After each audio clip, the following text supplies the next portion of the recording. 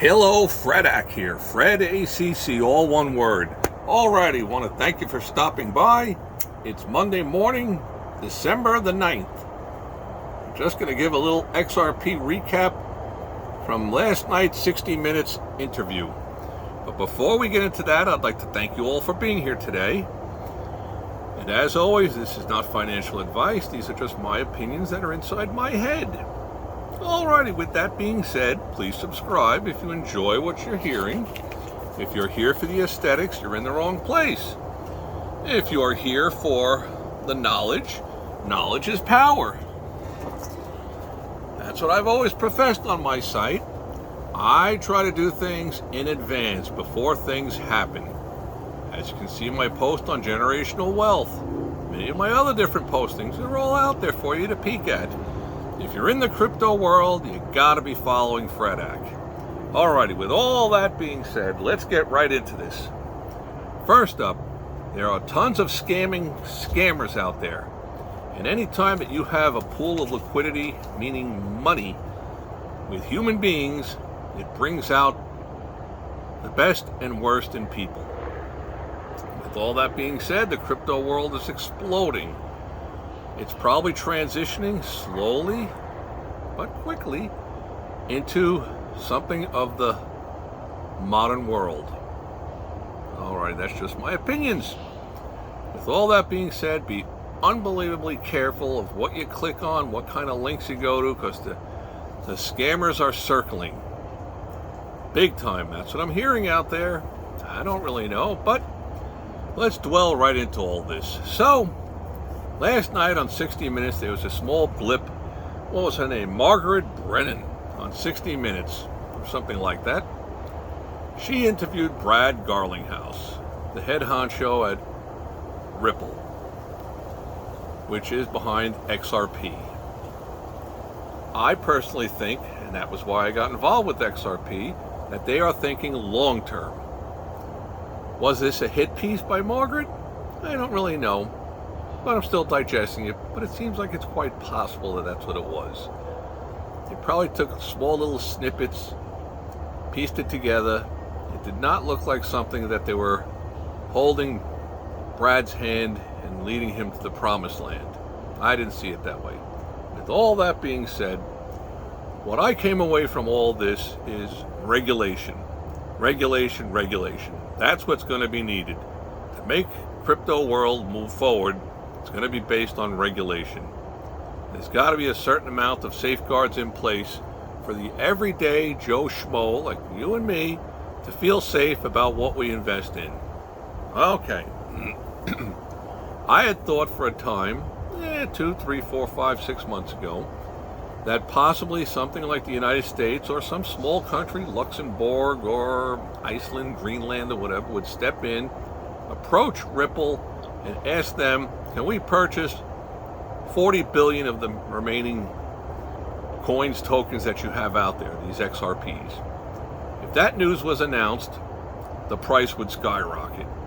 Then I thought some small nation could sit there and skim some of them off and probably make back all their money by only getting rid of maybe 10% of what they'd purchased, maybe 4 billion of them on a price hike from 50 cents. You got a good deal on 40 billion of them at 30 cents each.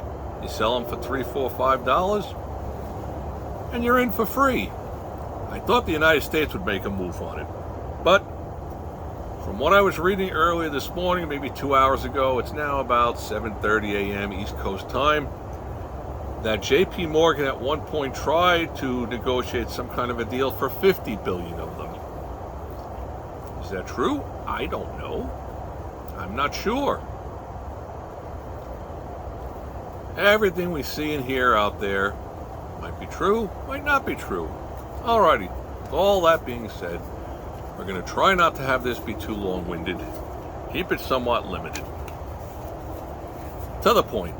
Alrighty, so, from what I saw on the 60 Minutes, if it's accurate, and I think that it probably is, this Gensler guy is out, and this Paul Atkins, who is very, very pro-crypto, is coming in. Alrighty. So, the whole political environment, let me take a peek over here, is going very pro-crypto. The Margaret Gal on 60 Minutes had peppered Brad Garlinghouse about the backing of political candidates. 85% of them supposedly won.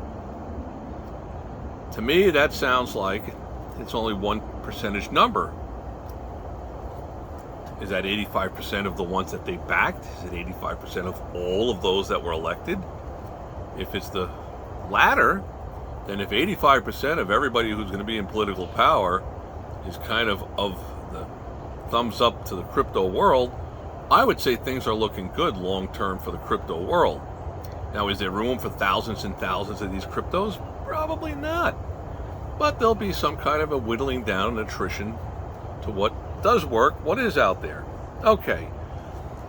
Another different thinking that I had on the whole XRP thing is that, and the crypto world, is that if you had this FTX collapse, and there's been other blow-ups, and yet crypto survives through it, it's surviving through it because big money is behind it. And the big money does their homework. Alrighty. Another thing that I picked up from the 60 Minutes article segment was that this Brad Garlinghouse is a Harvard business graduate. That doesn't seem like a bad thing at all. The guy's a bright guy, and I would like to think that they're thinking long-term with the company. I also kind of felt as though there was not that much pizzazz within that segment to make this thing skyrocket to $3, $4, $5, which is almost in a twisted way actually a good thing, because we're getting to see how well it's going to hold up. There's been minimal amount of selling. It's drifted down to 238, 237, 238. Someday down the road, if this does end up going upwards, we can look back on December the 9th, 2024. You can go back in and look at Fred Ack and say, the guy was chatting about it. This, if you've missed the boat already, this might be an opportunity to get in there and own a little bit of it. Alrighty, let's move on here. Alrighty. The whole financial world, ETFs, exchange traded funds, if they get to come on board, like they did with the Bitcoin, I believe by the statutes involved, you have to own a certain amount of that particular item. Whether it's real estate, whether it's Bitcoin, whether it's XRP. So any kind of news of an XRP ETF, whether it's by Fidelity, BlackRock, once one of them come on board, why are they in it? Because they're in it to make them, they're in it for the monies. That's what they're all in it for, the monies. That's what we're in it for, the monies. Alrighty, so another interesting tidbit that I picked up on was that there are 17 million Americans that are in the crypto world. Not so much XRP, but in the crypto world. There's roughly 320 million people in the United States, if not more. Now that includes 1-year-olds, 4-year-olds, 90-year-olds, old goats like me. So, maybe not everyone is accessible to owning crypto stuff. Understandable. The typical 17, 18-year-old is not going to buy a ton of XRP at $2.38. It's going to be limited to those that are probably 34, 35 to like 55.